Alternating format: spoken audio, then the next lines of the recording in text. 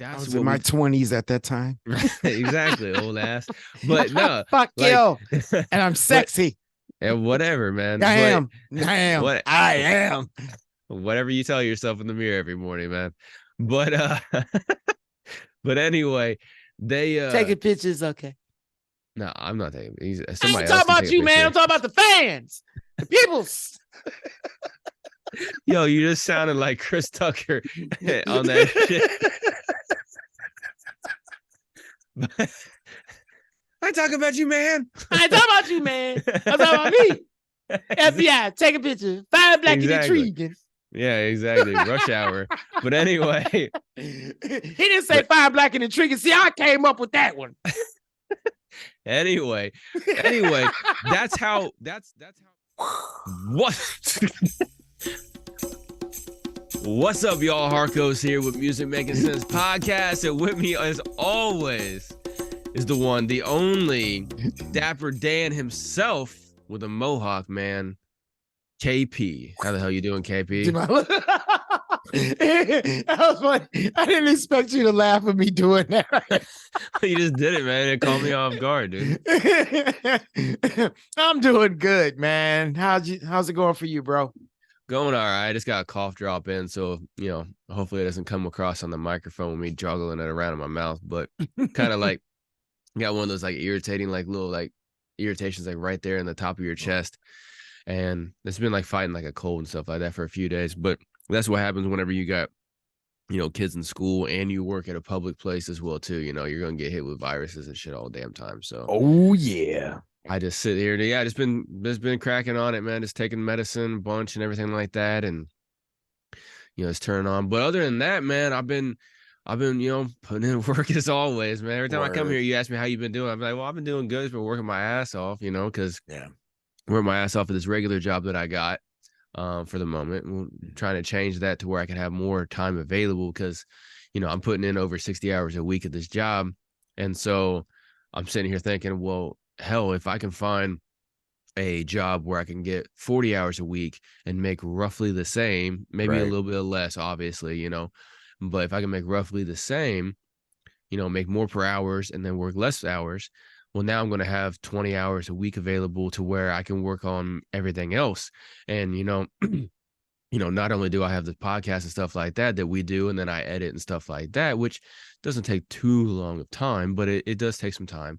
But then I also have a lot of the other things. I want to start doing the music marketing reviews again, which I was able to do before because there was another full-time.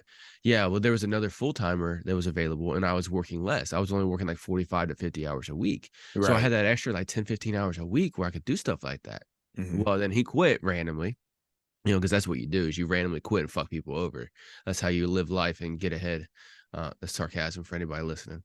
But I sound like that's totally sound like what I ended up doing. I feel bad about that. Well, I get, yeah, but yours was in a different situation, like this dude quit randomly saying like by text message saying like he's not feeling well and he doesn't know what's wrong. And I'm like, okay, well, maybe he's just sick.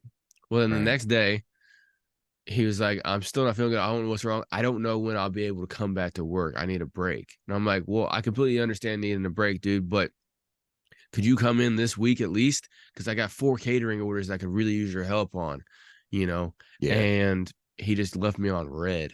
And that was on Wednesday, and then he came in on a Sunday wondering where his check was. And it was really hard for me to say, I don't give a fuck where your check is. Get the fuck out of here. Right. But I didn't. I was like, well, I don't know. I'm not the owner, and the owner's not here. So I will message him and let him know, and we'll get back to you. I got your number. I'll let you know. Right. And then he was just like standing around. I was like, did you need anything else? And he didn't even apologize. Didn't try to explain himself. Nothing. Just sitting there. I'm like, okay, well, whatever. And I just kept doing what I was doing. Just ignored him. Yeah. And then eventually he just walked out. And but yeah, anyway, so I want to start doing the music marketing reviews again. Yeah, don't let me go down deep in my hole of anger. But I want to start doing the music marketing reviews again. I want to and then I have a lot of other things, with building, my consulting and stuff like that with helping artists and producers grow. and building websites and the blog stuff that I have as well too, which I've been starting to insert ads for in the podcast episodes, on information on that and everything like that as well too. So there's a lot of things that I want to do to help artists, and I need the time available to do it. So I've been working on doing it a little bit while I have some time, making some time basically, but I haven't really had a ton of time to do it like I want. So that's what I've been doing is I got a couple of gigs building websites for some people. And so I've been working with that, and then and then just been looking for another main job in order to start transitioning and stuff. So I've been working. Oh, and I've been reaching out to more podcasts to get on to more podcasts. Yeah, you showed me that one too. That's so cool. Yeah, like I was telling you, I'm working on getting on a couple of podcasts. I'm not going to announce like the names live on air, but a few different podcasts. Of course, I said on a couple episodes ago where I went on Hip Hop Radar Underground and was up on there, and I actually have like an official like interview basically on December 31st with them. Cool. I think you might be able to come on too if you want, man. It just depends on your availability and all that stuff. I'll be available for sure. Yeah, but we're gonna be hopping on there, and then all right, y'all, Harkos here. I just wanted to take a quick little break from the episode to let every single one of you artists know about a great opportunity for you to grow your online presence through blogs and social media for 30 days for only $10. If you've already been checking out the podcast, I've already talked about this a little bit here and there, but I created 10 blog websites that all have their own social media presence on Twitter and Facebook, and they are growing leaps and bounds, getting tens of thousands of impressions and eyeballs every single month. And that's just not in total, that's every single account. I have a full video breakdown available for this on every platform where you're listening to this right here, right now. The episode is called How Much Marketing Can $10 Get You? All right, I go through a full explanation of it, but if you've already watched that and you want to find out more, go ahead and go to musicmakingsensepod.com, send me a message in chat, and I will get right back to you, and we will get this rocking and rolling and get you growing on social media, especially if you want to grow that presence on Twitter or X. This will definitely help you out. Like I said, I got 10 blog websites with 10 different Twitter accounts that have tens of thousands of impressions every single month.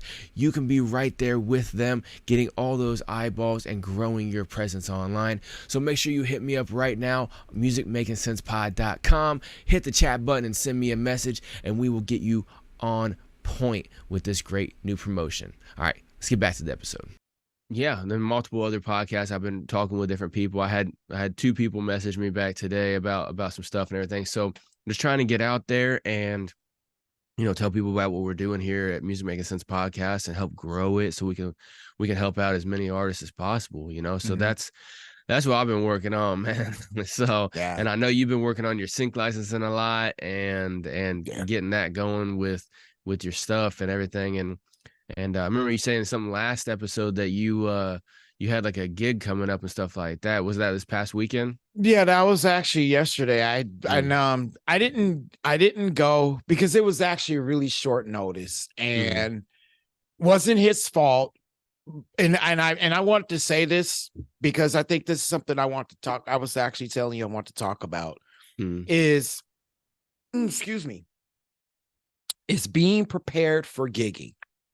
All right. Right. And the reason I want to talk about that is because, and shout out to my man Strings EMB. Shout out to my baby bro Strings EMB, guys. He's a phenomenal hip hop R&B crooner from St. Louis, and I've worked with him before. I actually performed live with him before. Actually, that was like my first time I got into drumming, and he hit me up and needed a drummer, and I ended up playing with him. And so I enjoy playing with him, man. He's like I said, he's a killer artist. So check him out again. If you guys check him out, his Strings EMB is STRINGZEMB.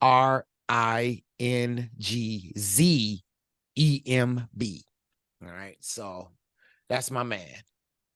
Right. So anyway, well, he asked me, he asked me about a couple of days ago. So it was like, I think around like, so it was like about It was like a week ago because we were about a talking week about ago. last Yeah, week about a on week the ago. Yeah, episode. about last week. Yeah. Mhm.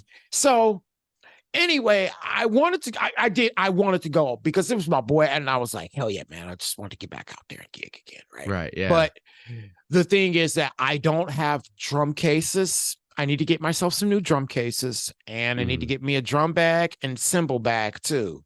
Right. So yeah, you got to protect your yeah, equipment. got to protect my gear. And I also thought about this, guys. And shout out to Damian Keys. I got to give him his props on this one, man.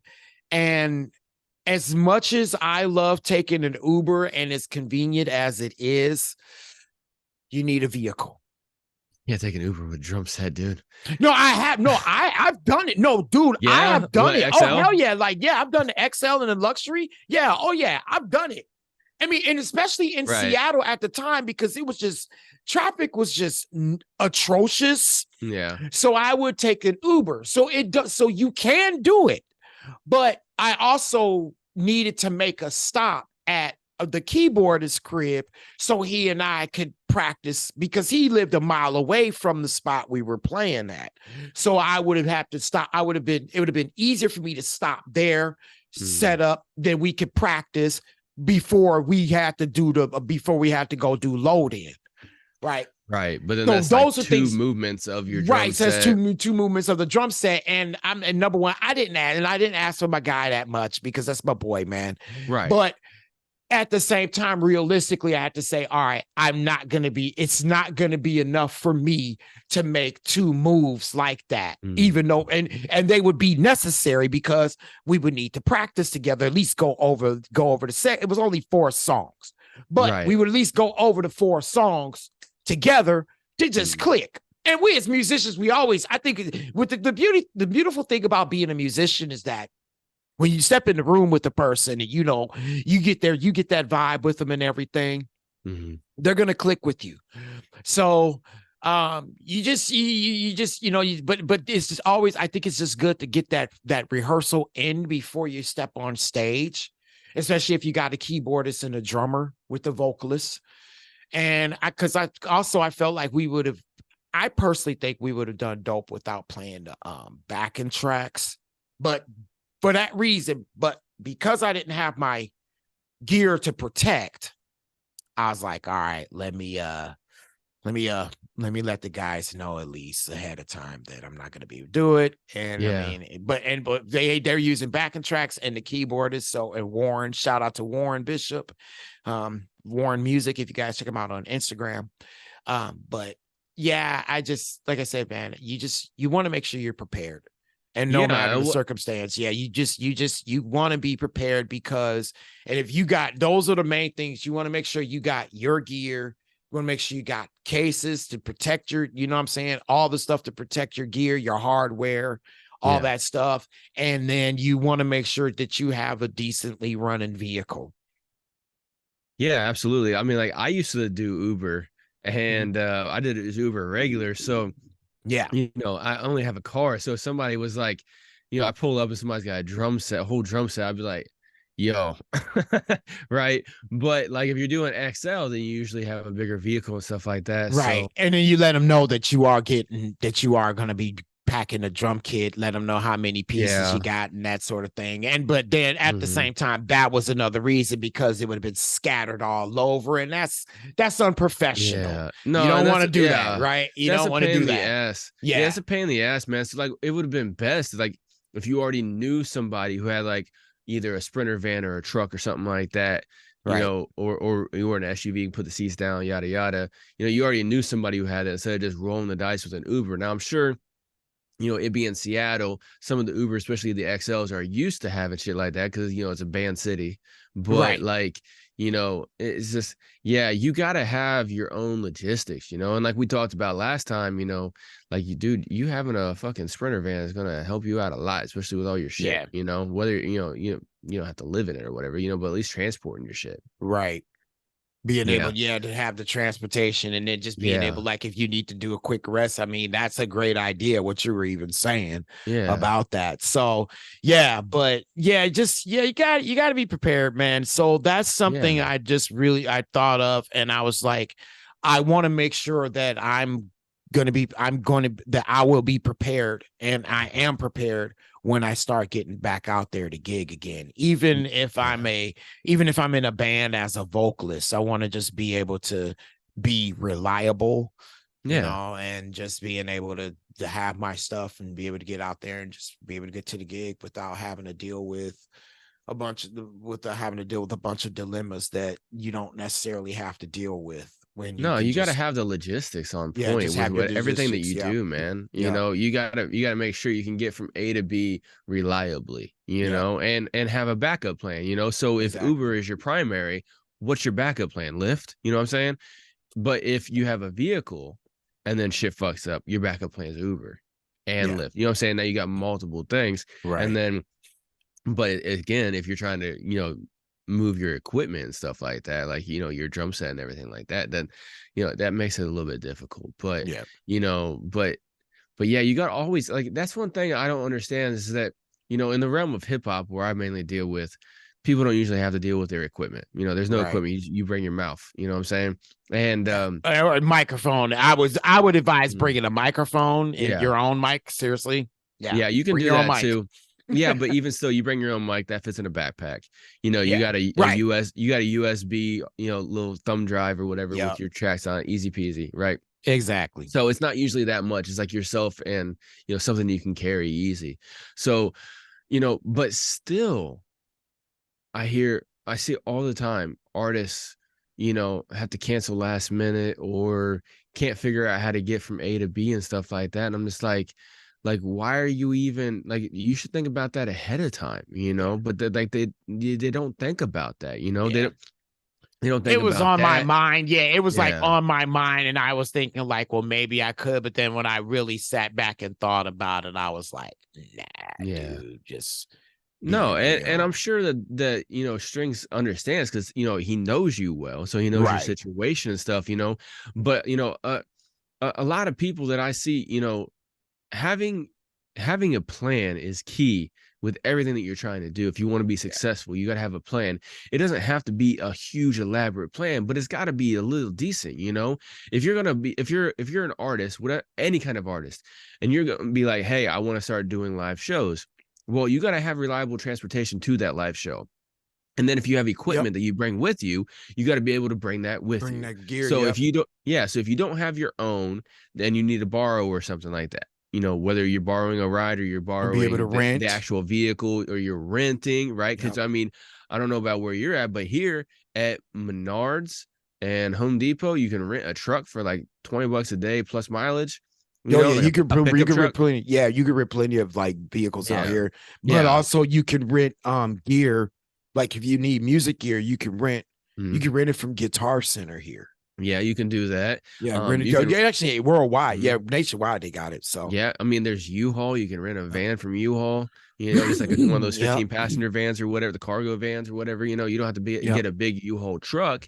But either way, like you got to have all this in your mind. You're like, okay, so whether you're an individual vocalist or whether you got a bunch of gear, you gotta have all that planned out. But then you also gotta have it planned out. Okay, what am I performing? Obviously, you gotta have your set list and stuff like that. Right. But am I going to be able to take that time off if I got a regular job? Can I take that time off? Is it guaranteed? Am I going to have to cancel last minute? Or is my job a situation where they know what I'm doing outside of work?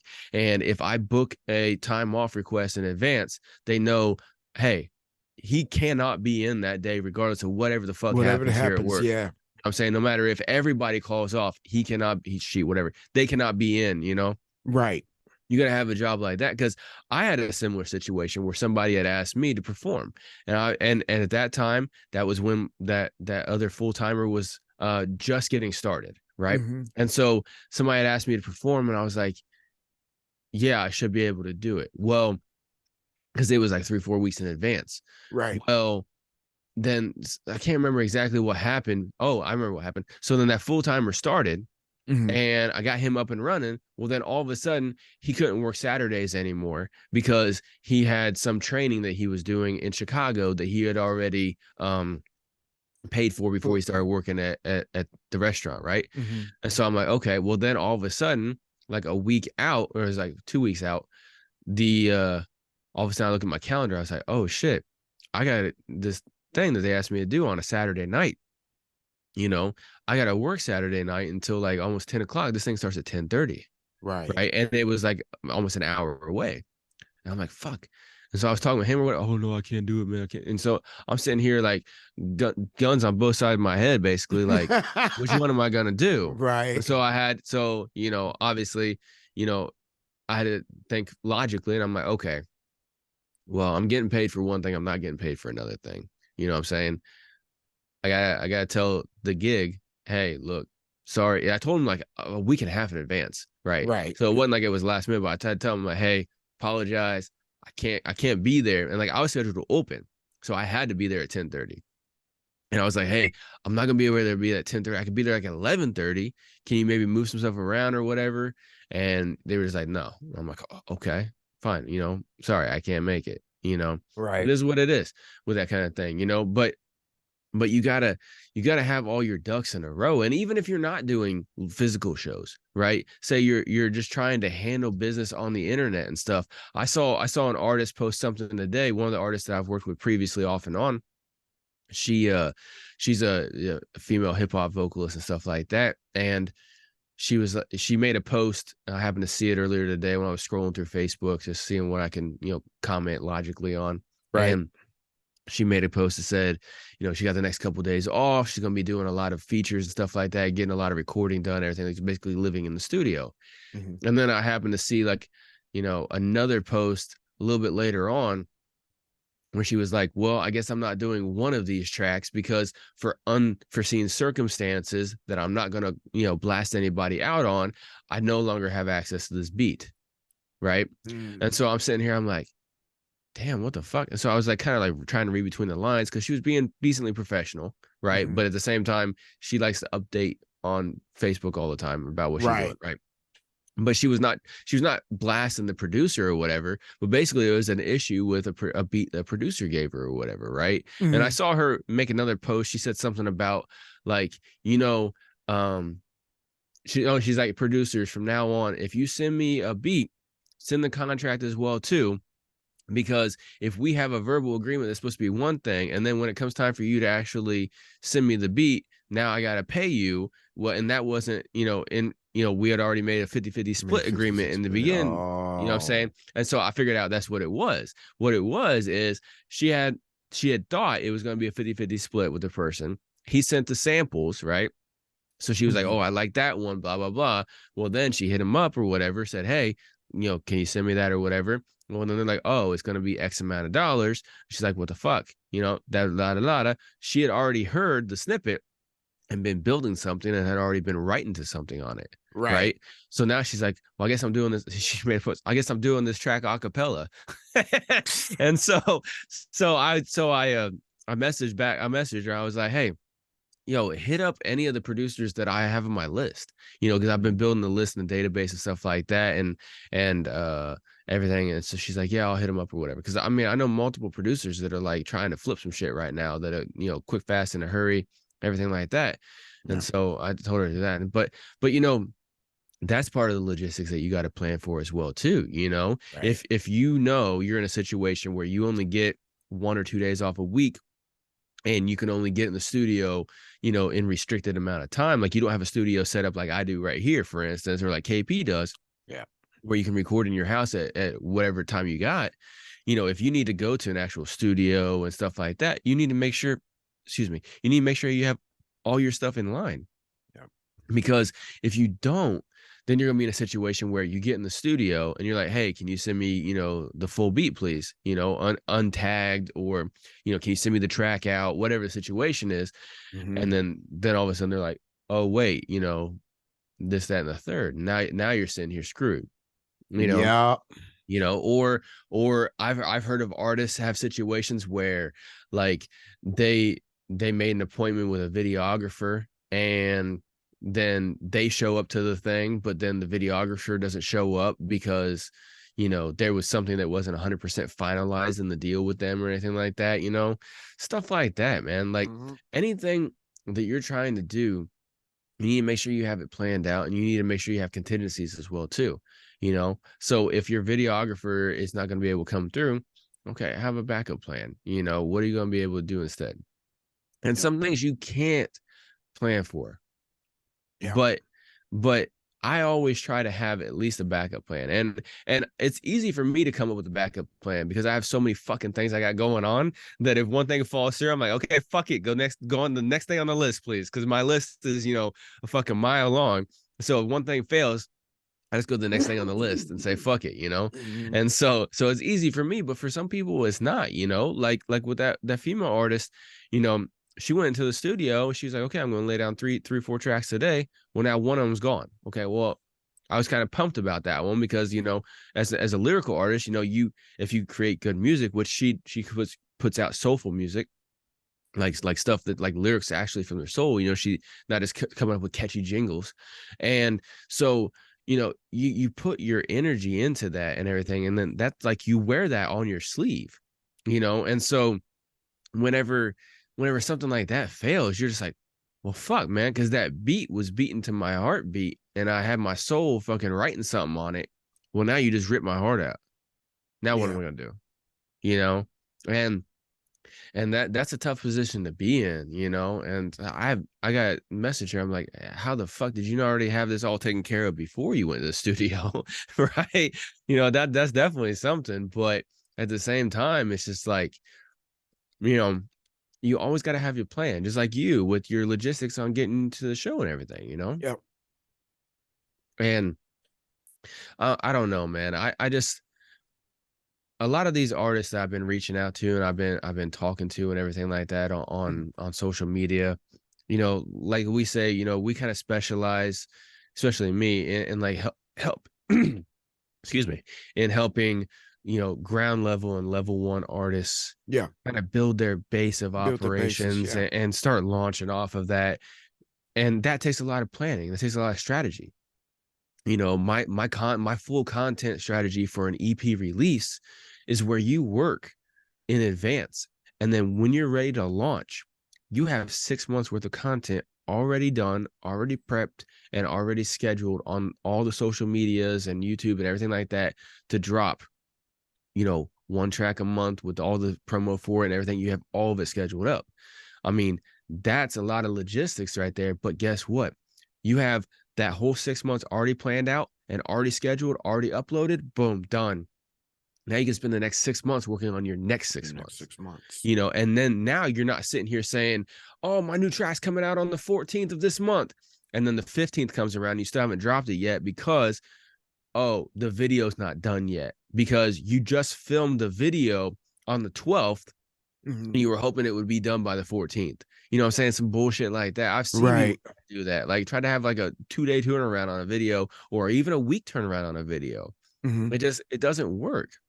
You know, you gotta plan it ahead. So whenever I'm looking at all these artists and stuff like that and just like throwing tracks out to the wind, you know, they're just like keep releasing tracks with no steady marketing plan at all. You know, another thing I'm noticing too, and I've been hearing this quite a bit, is putting out your music with content that grabs the emotion, right? And another one I've been hearing is definitely create the content first and then the song. So there's like, and I was watching, it was explain that one. How do you create the content first and then the song? Okay, so it was who was it? Brandman. I was watching on No Labels Necessary. Right. And it was on an Instagram post that they put out there, and it showed like how did they say that? They said, well, if you think of the content first, Like, so you're thinking of a vision. So you have a vision, right? And whatever that vision is, you want to create the content to it and make it into a song.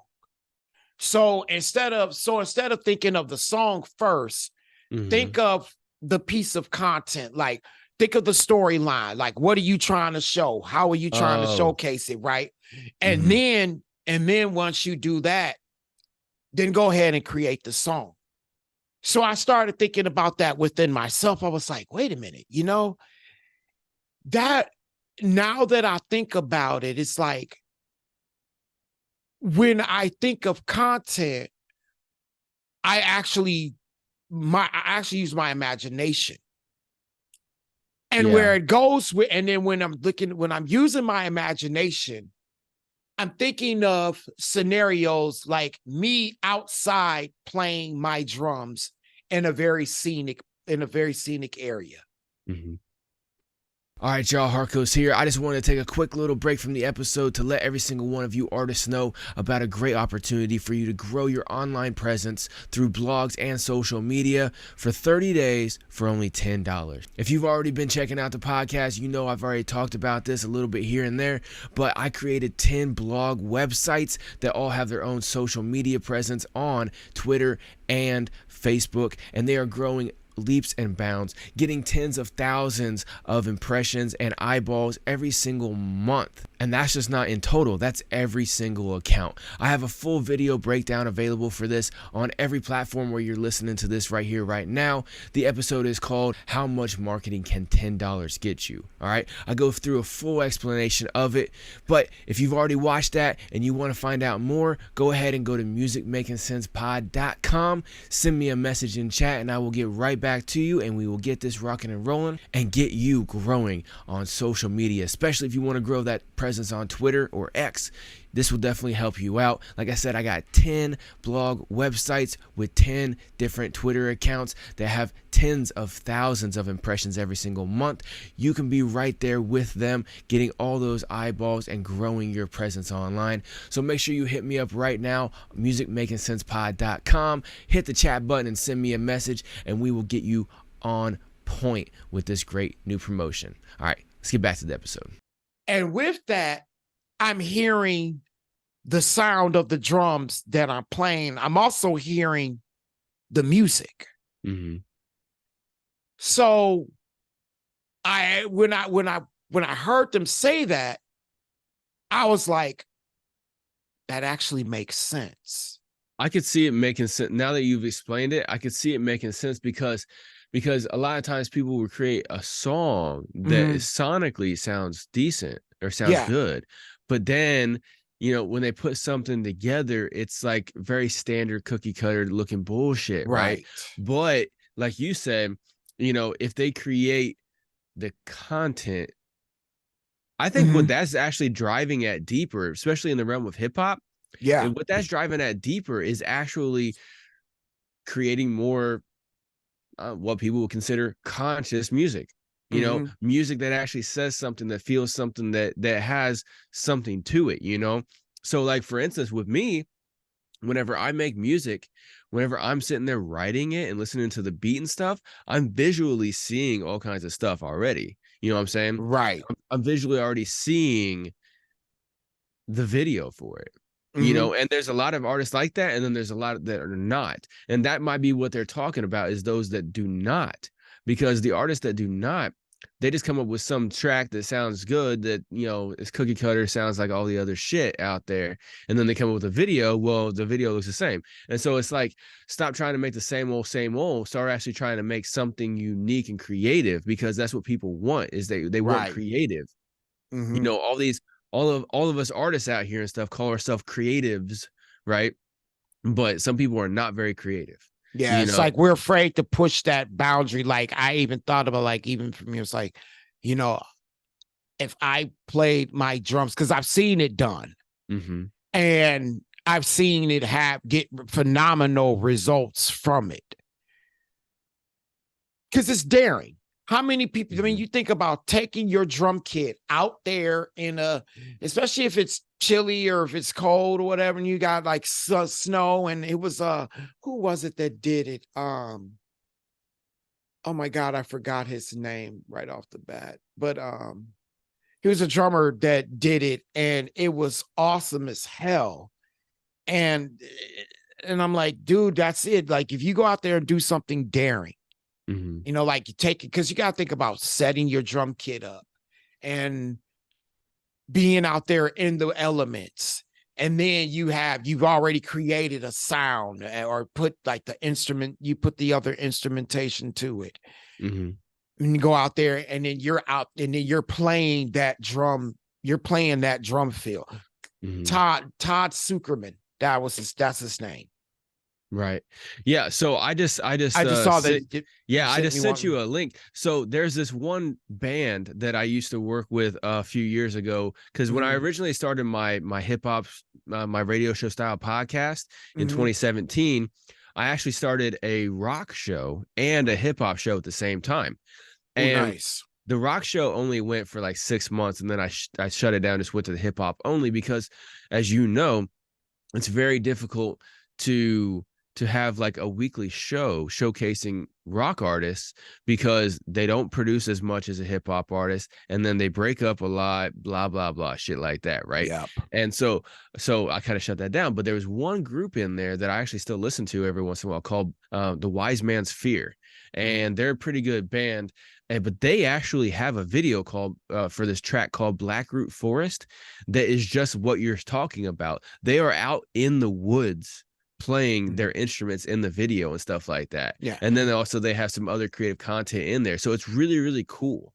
Yeah. And it now plays what you're saying. Yeah, there has been bands like around, like in the early 2000s, there were bands that did do that. Now, but what I'm saying is that now that it's done, now that you're able to do it on YouTube and on social media, on these social media platforms, they seems like a lot of us stopped doing it.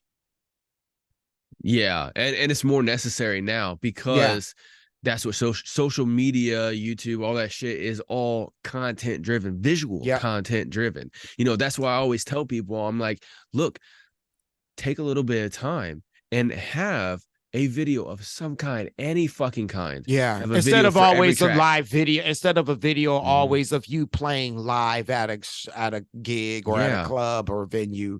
Right. Yeah. Come up with at least one creative video, keyword, creative video. Excuse me. One creative video per track that you put out, no matter what kind of music you make, right? Try to do that, because that's the currency nowadays. You know, like my kids are 15, and for the last couple of years, they've been creating these anime music videos, right? And so it's like a big thing among, you know, teenagers and stuff like that.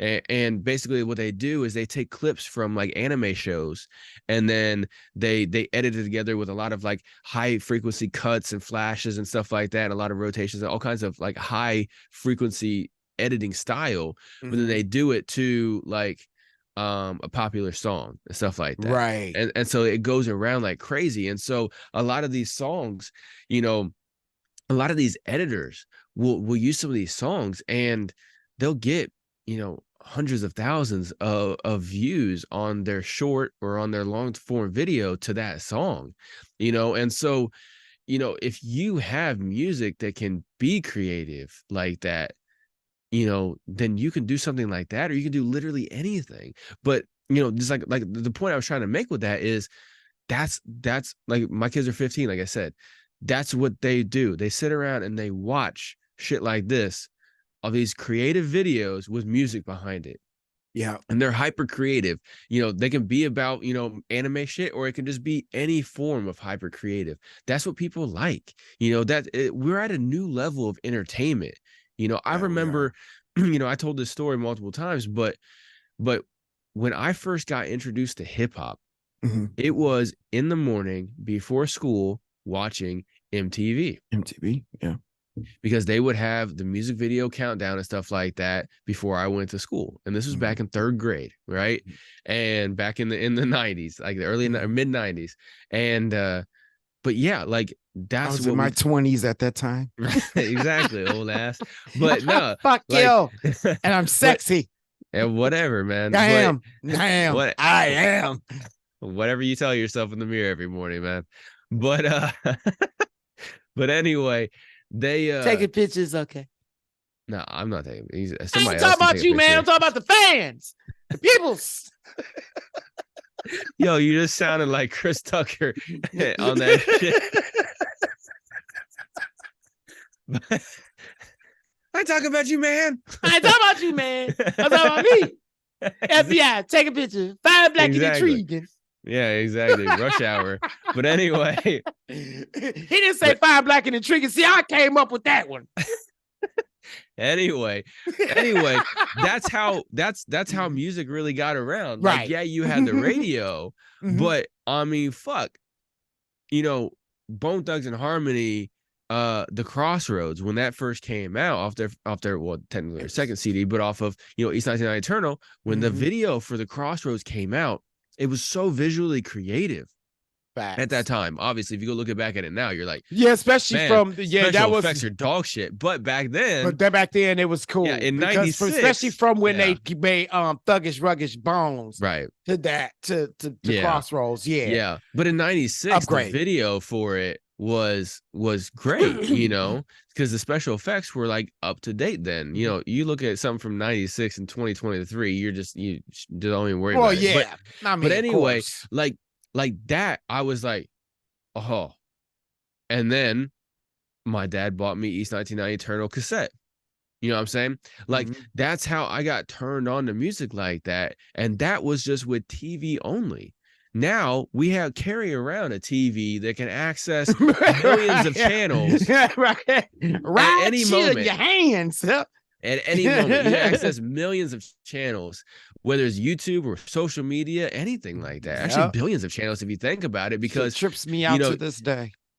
yeah, I mean, and you can do that. And so that's how you need to be creative with your Yep. stuff, you know, and that takes planning, you know, Yeah. like the whole theme of this episode is planning, you know, that's what you have to do, you know, do. and so, because if not, then you end up falling flat. And if you try to tell your fans about what's coming up and then you can't deliver, now they can't rely on you, you know, and in order to build a successful model online in any kind of, you know, let's just face the facts, you're running a business if you're a musician, right? And a lot of people don't like looking at it like that because they're like, no, man, I just want to be the art and the artist and stuff like that. I'm not caring about the business and the money, blah, blah, blah. Yeah. I get that from a purist point of view, but And a hobbyist. right, exactly. But if you want to be successful, you got to at least at a base level think about the business portion. You know, if you don't want to look at it high level, you know, that's not on you. You want to hire that out to somebody, you know, like Harkos or KP, then that's perfectly fine.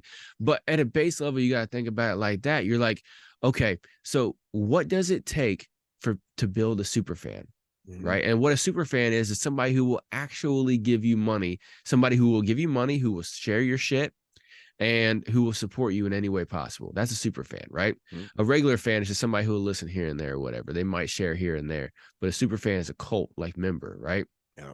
Well, they have to know, like, and trust you, right? Mm-hmm. So they have to know you. So that's where the awareness comes in with awareness campaigns and marketing, right? They have to get to know you and they have to see you and everything like that. And then the more they see you, then they start to like you. And once they like your content and stuff like that, then they're like, okay, cool. And then the more you stay consistent, then the more they can trust you. And once they trust you, then they'll give you $1. Then they'll give you $10. They'll give you $100, whatever it is when you ask them. But you have to build that know, like, and trust up before they'll even consider giving you $1, right? Before they'll even consider giving you an email for something for free, right? Yeah. You know, I always recommend to artists that they have free digital downloads available on their website, and all you require is an email, right? Because now you're getting an email and then you send them, you know, between 1 and 4 not usually more than 4 emails a month about what you're doing. However, in order to do that, you have to be consistent too. You have to have planning and everything like that. It takes a lot of logistics to go into that in order to actually market and nurture those fans properly, right? Yeah. But you have to be consistent first before somebody will even give you an email, right? And some of y'all may be thinking, oh, well, I already got like, X amount of emails. It's like, yeah, but you know what? That's fine. But Sometimes people are reckless with their email and they'll just give it out, because sometimes people are very, very sporadic and in the moment, right? That's why, they have all the bullshit food right by the checkout at the grocery store. It's for impulse buys because you've already exhausted yourself for all the choices that you were just making throughout the whole store. And by the time you get back to the checkout, theoretically, you should be wore out mentally from all the choices. And now you're more suggestive and you can get that impulse buy. And that's how they get you to buy that bag of cookies or that fucking drink or that pack of gum or that magazine or whatever right there at the cash register, because you just went through hundreds of choices and stuff like that. Yeah, you're going to get some people that are impulse like that and they'll throw out their email to anybody, but that's just the same with that hoe in town that'll fuck anybody. You don't necessarily want that for a marriage, right? KP's brain broke on that one, but no, that's not what you want. You don't want that for a marriage, which is the same thing. You don't want that for a super fan because they won't make a good super fan. They just won't. It can't happen. They have to know, like, and trust you, and you got to be consistent in order for that to happen. Because if not, you can't build it. Yeah. Not at all. Facts, my guy. Facts, my guy. As always. But yeah, I mean, yeah. So like the name of the game here today was just coming in here to talk to you about consistency and everything like that. So whether you're doing live stuff like KP loves to do and I hate, or whether you're doing online stuff like I prefer to do and KP likes as well too. He doesn't hate it, right? Yep. But no matter what you're doing, you got a plan. Yeah. And you don't have to be a hyper planner like I am, where I like to plan out as much as possible, but you got to plan a good amount. It's a good idea to do so, though. I mean, it really is. Absolutely. Yeah. Because without it, you can't be successful. Yeah. I'd rather much be a hyper planner than which I would rather have. If I could become a hyper planner, I would much rather be that. I do plan and try to, but if I could be a hyper planner, totally. So yeah, and not everybody has the ability to do it, so you hire somebody to do it. However, if you hire God, this drives me nuts. If you hire somebody to be your hyper planner, you need to fucking listen to them. Yeah. All right? Because if they put out a blueprint for you and you say, oh cool, thanks, and then you don't act on it, don't come back to them acting like they fucked up. Yeah. You know what I'm saying? So because Dude, I had this happen a few months ago. I had a consultation call with an artist, right? And I was like, he was like, hey, I got this launch coming up, blah, blah, blah. I'm like, okay, cool. Well, what you need to do in the meantime between now and your launch, right? I said, well, you need to have for your launch is you need to have your, your video done for it and have at least 1 or 2 shorts for it, right? Bare minimum. And then in between now and then, you got a couple months, right? In between now and then, what you need to do is you need to be posting on a regular basis 1 music related post a week, and then 2 to 3, if not more, non-music related hobby or interest-based posts on all your social media platforms, preferably video, right? Short form and long form. You need to mix it up, everything like that. He's like, all right, cool. A couple months goes by, don't really hear much from him and everything like that, but he already booked me for the promo run, and he already paid me for the promo run, right? Because he wanted me to do like a month's worth of ad management for him. So he already paid me in advance for it and everything. I'm okay, cool. So I'm like, all right, I'll wait for you to let me know. Checked in with him here and there. He's like, I'm still working. Okay, cool. Well, then he finally comes to me, all right, I'm ready to launch. I'm like, okay, cool. Have you done anything I told you? Well, I got the video done, and then the guy's going to give me the shorts here in a couple days. I'm like, okay, well, I just went and looked at your social media, bro, and you've barely been posting a couple times a month. I'm like, you could throw $10,000 at this shit, and it's not going to go as well as what it would have if, he wasn't doing $10,000, you know what I'm saying? But like, I was like, no matter how much money you want to throw at this ad campaign, it's gonna do decent. It's not gonna do well. It would have done well if you would have already done what I fucking told you to do, your homework. I was like, so what I recommend you do is start doing that as of now. And then in a month or two, we go back to it and we do your ad run and we do your awareness campaigns and we do all the other marketing shit to boost your music video. Right. You know what I'm saying? And so again, if you hire a hyper planner like myself, right? If you do that, you got to follow through, because if not, because like he was sitting there looking at me like, what the hell? Dude, what the hell? I'm ready to launch this. And I'm like, we can launch it if you want to, but you're gonna be throwing your money away, bro. If you want to do that, that's what you hired me to do your ad run. I've suggested a lot more, but if at the end of the day, you are, it's your choice. Right. I was like, what do you want to do? Do you want to throw this into the dark or do you want to throw this into the light? Because your choice. You can have a lot better success if you throw it in the light, So yeah, I mean, that alone right there, it drives me nuts a little bit, but I get how it is, man. Because I've been around people like UKP or like that other artist who, they like to plan, but at the same time, they're very sporadic people. It is what it is. That's how you are. That's your nature, and it's perfectly fine, Right. But at the same time, you gotta build that accountability in there, which I know you got, but some people don't, Yeah. And you gotta be like, hey, I fucked up. Okay, let me get back on track, Right.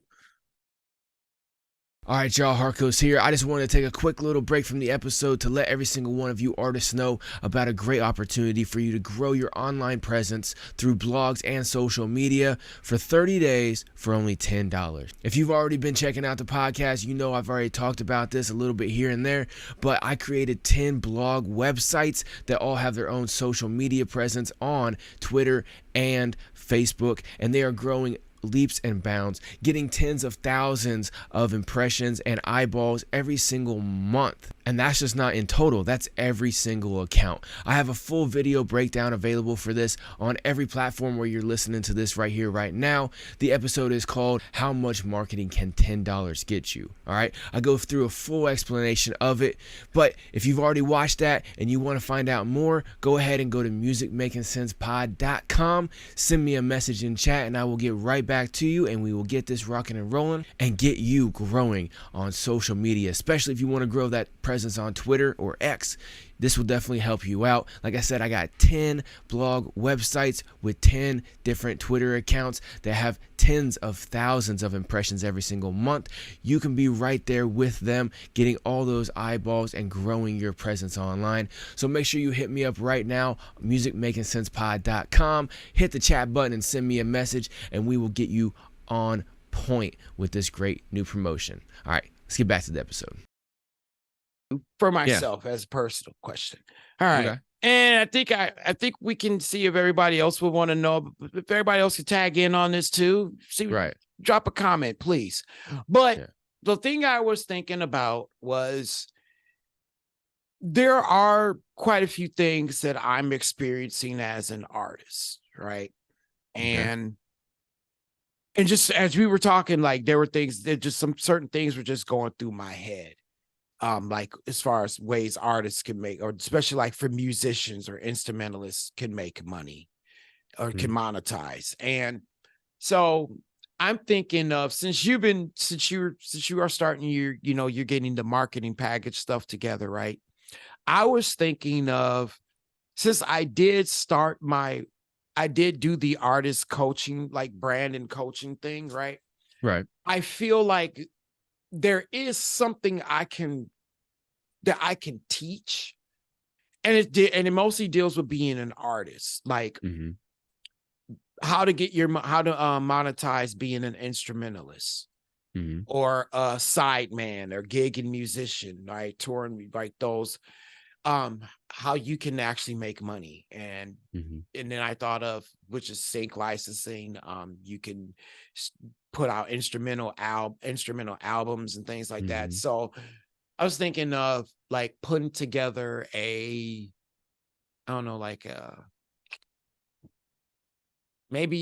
I'm not necessarily a course, but maybe like a vlog, like a little mini vlog series or something. Yeah, like something that? like that, I guess. I don't know, like or maybe like put it into a yeah, either a mini course or a mini vlog series or something like that. I mean, Mhm. either way, you could run it either way. But yeah, something like that where you are like actually writing out the plan, Mhm. and then you have like a PDF version of that. But then you also do like the video where you're walking through it, talking through it, and everything like that. So that way you have something for people who like to read, and you got something for people who don't like to read.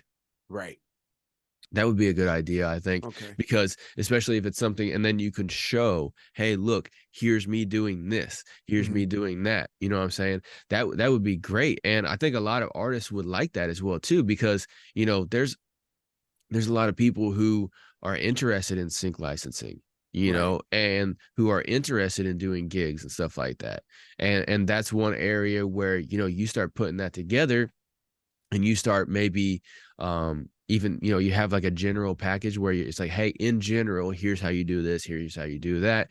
And then if people want more specialized things unique to them, then that's where an individual one-on-one consultation comes in, and then that's when you look at what they have to offer and then build a custom package for them on like, hey, this is what I think you should do, this would work out best for you. If you're an instrumental artist, instead of just being, getting all these drummer gigs or all these keyboarding gigs and stuff like that, why don't you start creating melodies and for sync licensing Well, and yeah, and getting I want that to out? help them do, Or but at the yeah, same time, like I'm looking at it from a perspective of also where our instrumentalists are being able to get paid what they're worth, like looking at the cost of instruments and mhm, all those things and travel and just get food and just being able to be compensated as an artist, and yeah, how to negotiate a reasonable price from an artist depending yeah, on their level that they're at, yeah. And and then being able. yeah, and you can even offer to look over the deals for them as well too, and Mhm. just kind of get a second pair of eyes on it for them Right. too, and especially with your experience, and you can look at it and be like, no, no, no, no, I've seen this kind of deal before, don't do it. You know what I'm saying? Or be like, oh yeah, yeah, yeah, this is solid. Yeah. Stuff like that. Sometimes just a second pair of eyes on a contract, whether it's like a small little one-off contract or whether it's something long term. That's a Mhm. good service to do too, especially, you've been in the game a while, you've been around the block a couple times and everything like that. Somebody who's just trying to start out, they're 16, 17, 19, 22, whatever, they're just trying to get into that. They're looking at this world like, oh, and they don't know like that Mhm. there's people, they may have an idea that there's people out there trying to fuck them over, but they don't know how to spot it. You know what I'm saying? Right. But you do, because you've been fucked over a few times, and you've learned how to spot them easier and everything like that. Mhm. You've learned do's and don'ts where a lot of people don't. There's always something that you can offer, especially you as an experienced artist who's done a ton of live shows, and you've had ups and downs. Yeah. That would definitely work out good. But as an instrumentalist, having your gigs where you're part of a thing, or you can even collaborate with like Other artists, yeah. other artists, hip hop producers, for instance. Like, let's say, for instance, you're an amazing keyboardist, right? There's Mhm. not a whole lot of keyboarding gigs you could do. And then, yeah, you can do sync licensing and you can come up with instrumentals on your keyboard and stuff like that. But you really want to try to find something else to do, right? Mhm. Well, you don't really know how to make like hip hop or R&B beats, but you can come up with the melodies for them. You just don't know a lot of the internal stuff that goes on with them and stuff like that as well too. Well, you can Right. find some up and coming, Beat producers producer, and beat be like, maker. hey, I would like to collaborate with you. This is what I do. This is what I do. Because a lot of times the beat maker producers and stuff like that, sometimes they're searching for a melody. And once they Mhm. find like that certain instrument or melody, then they go off of that. Especially people who do a lot of sampling, that's what they do. The whole thing back in hip hop was digging in my, Kanye used to have crates of records, and he would sit there and go through crates of records and just listen to shit all day, trying to find the Mhm. right sounds and then chop and sample and everything like that. And I'm thinking of this specifically because there was this one producer that I actually created a track to, who he partnered with like it's like a violinist or whatever, right? Mhm. To create actual, like instead of just using like the sounds on FL Studio or whatever DAW you use, instead of just using the sounds on there and then creating a melody with your keyboard or whatever, it was actually a person actually doing it on the violin, violin, you know what I'm saying? And then they did it like that and stuff. So yeah, a lot so of that some, in sync licensing. You can meet a lot of artists, a lot of musicians in sync licensing who are pure instrumentalists, and they play those instruments, play dobro or from guitars to drums to percussion, horns, everything. So yeah, definitely, yeah. And that's something I want to say to, like, I think, and also that'll help a lot of. I think this will help a lot of musicians and instrumentalists who are, looking to make some extra cash and be able to do this, be able to possibly do it full time. Yeah, I want to be able to help them do that, because I think that's definitely a need. And with everything opening back up, that it's and just how things are actually changing as well. Well, then I think this would be a great opportunity for me to help those artists, help those musicians, both musicians and instrumentalists out as well. Absolutely, man. Because and you've been learning a lot more about this too. The possibilities are almost endless. Yeah. You know what I'm saying? Even for vocalists. Yeah. Even for vocalists. Like, I mean, I just found out and I just forgot to say that, but yeah, for vocalists, getting your voice out there in sync and just like linking up and collaborating with with musicians and instrumentalists and composers who need your voice. They really need your voice. Well, we can help you. I can help you. I can definitely help you do that. Yep. And you can, if you're a singer and stuff too, I've heard this a lot too, instead of, hip hop producers sampling, music and facing copyright infringement issues and stuff like that, they find real vocalists who can sing a hook real quick. And it's 100% original, no copyright infringement. So now then they just pay royalties to that singer who just hopped on and did a hook on this beat, and now these people are making stuff to the beat and everything like that too. The possibilities are endless, whether your voice is your instrument or whether you play actual physical ones too. Yeah, absolutely, man. I think that would definitely be a good area of opportunity for you to get into and to help people, because I want to add it to this. I want to definitely add it to the podcast. So that's why I said to everybody, if you guys want to definitely help, if you guys are interested in that, then please comment down below and let me know that, because then that's another part of, I think, that we can definitely help you guys with as well. Absolutely. Anything else you wanted to add in there, man? That's it, brother. Yeah, absolutely. So, we went over a lot of different things today. So if you are interested in any of it, especially what KP is interested in, if you're a any kind of instrumentalist artist or something like that, and you're interested in some of the things he's talking about, drop a comment, hit him up, anything like that. Send us a message over at musicmakingsensepod.com. That's where you can find all the streaming and social media platform links and everything like that. But you can also click the button for a chat and just start dropping a message in there, and we'll get back to you. Just let us know how we can help you. And like I said, there's plenty of free or very low cost resources that we can do to help you out. So I know as you're a starting artist and everything like that, resources are kind of low financially and stuff. But if you have time, but no money, then you can spend that time learning different things and taking different ideas from us and everything like that. And we can show you how to make some money, dude. Seriously, there's no. I think the thing is that get out of the attitude of being a starving artist, and just start digging in and doing the work. Because trust me, you can make some money. There's no need to starve as an artist, man. That's why I always call him a starting artist, not a starving artist, because there's no need to do that, man. That's one of those old school fucking things that I don't believe in either. So, but just keep on tuning in here all the time. Let us know if there's anything we can do to help you out. Let us know if there's any specific thing that you want us to talk about on the podcast as well too. If there's something you're like, hey, you kind of brushed up against this, I want you to dig more into this. Or, hey, I just saw this on social media, or I just heard about this, or, this YouTuber was just saying something about this. What do you think about this? Let us know. And we'll cover it and everything like that. And we're here to help you out. So anything you need, let us know. Keep tuning in. Keep sharing the fuck out of the show. if you're an artist, at least one other artist could use this information. So make sure you share it with them. Oh yeah. And until then, we will get the fuck out of here, and we will see you on the next episode. Y'all have a good one. Music Making Sense podcast, y'all. Always Holla. making all the sense. Making all that sense.